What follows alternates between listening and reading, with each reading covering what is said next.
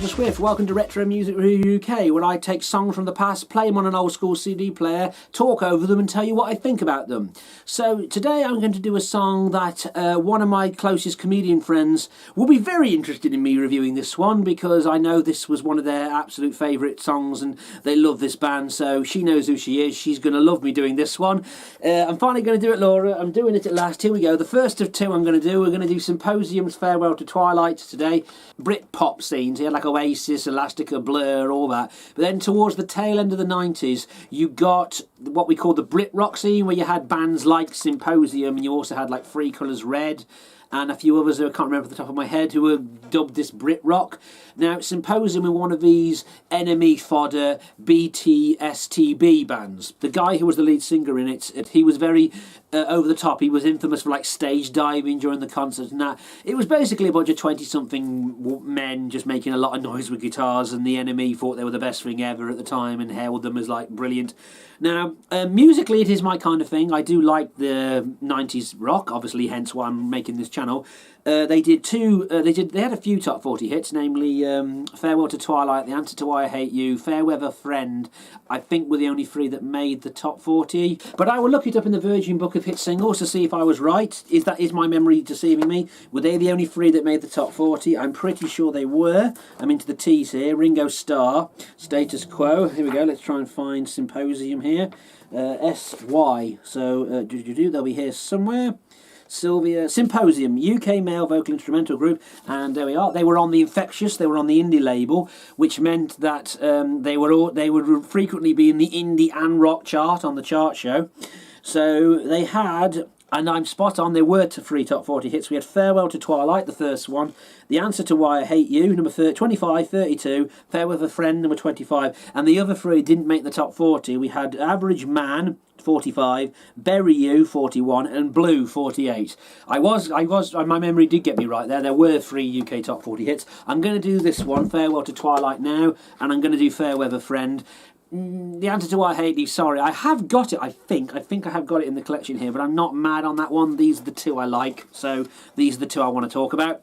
So let's talk about the artwork here. Now, I remember going in to the Virgin Megastore the Sunday this charted, and the week after, like the Tuesday, Wednesday, I remember going in and looking at the rack, as like I would frequently do on the Virgin Megastores, and looking at the artwork on this and thinking it looked weird. Somebody kissing a camel. It looks like some weird person kissing a camel in the sunset. I don't know what the story behind this photograph is, but it's an interesting one. It makes a good cover, and that says rock music to me. You look at that picture and you say, yep, that's definitely a rock band. Besides, you have their logo. Of course, that was the trademark of the 90s era rock bands. They'd all have their own little trademark and their own little like self-made logo. Again, this is kind of a good thing. I like this sort of do-it-yourself approach to music. And then you have the artwork. They're pretty basic stuff. Of course, this is one of the classics where this is a CD single that's hidden inside a CD album case, and that's always been the way. I haven't done this right. This is actually as it was. I actually found this in a charity shop that obviously had thrown out all their CD singles, but the people who work in charity shops these days don't always know what they're doing, and they'd obviously, any CD single they chuck them out because nobody buys them. But they leave all the albums out, and of course they're confused. They don't realise that this is actually a single. This was hidden in a rack of albums, and I think I only paid 50p for it. So it was a good find. I like little things like that. It's little gems like that. This now, when you're trying to do it now, obviously back in the day, you'd have to pay $3.99 for this in Virgin. Now, I remember hearing this on the UK Top 40 Countdown and liking it at the time. I didn't have this back in the day, but I had a Shine cassette, Shine 8. I had the double cassette and it was on that. So that's how I used to listen to this back in the day. But now, of course, I have the CD single of it. So we're gonna pop it in the player and have a listen. Even though I know exactly what this sounds like. It begins straight away with your standard rock riff. We're going to get straight into it. So here we go.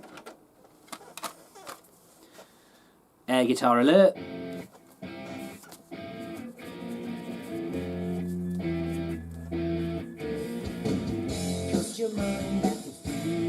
Yep, young 20-something rock star. Wannabe rock star. I like the lyrics to this a lot. It's building and we're getting to it's going to build to a chorus. You know, it's the pits and woes of a 20-something talking about his girlfriend. Not a bad thing. And now here comes the aggression, and you can see the stage dive coming. And there's the... And we're into the chorus.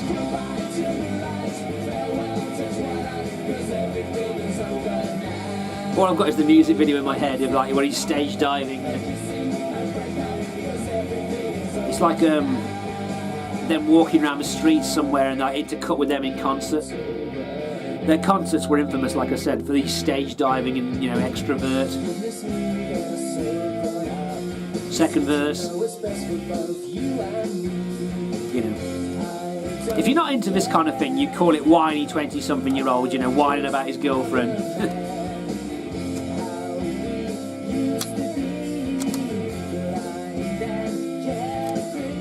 Music's subjective, and this is just I like rock music like this. That's my thing. I like it.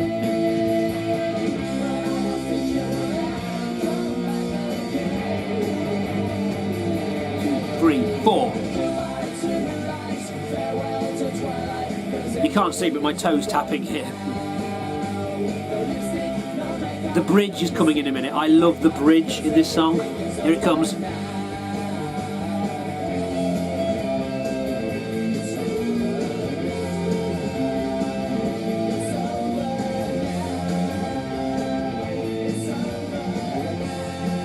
I love that, Brett.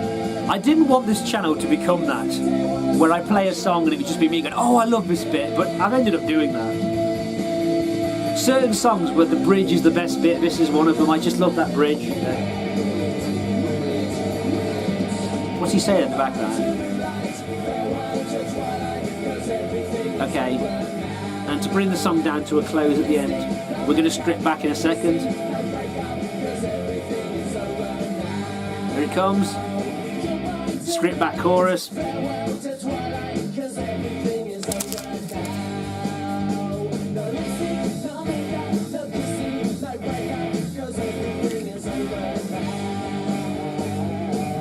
3 minutes. That's all you need. You know, it's a power pop song. It's a nice bit of feedback. I'm talking over here.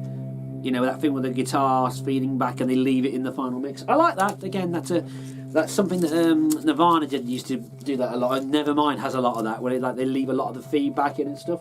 Still going. There we go. So that was Symposium, Farewell to Twilight. Symposium, I believe, well, I don't believe, I know for a fact they broke up not long after. They didn't have that much of a career. And as someone may correct me on this, didn't some of the members of Symposium go on to become in Hell? Well, I know that at least one of them was in Hell for Heroes, which was a later band in like the early. That was Hell is for Heroes was composite. It was Symposium in 3 colours red. Band members, if my Wikipedia reading serves me correctly on that one. So that was Symposium's Farewell to Twilight. I've been Roger Swift. Please hit subscribe for more videos. They're going to come more regularly.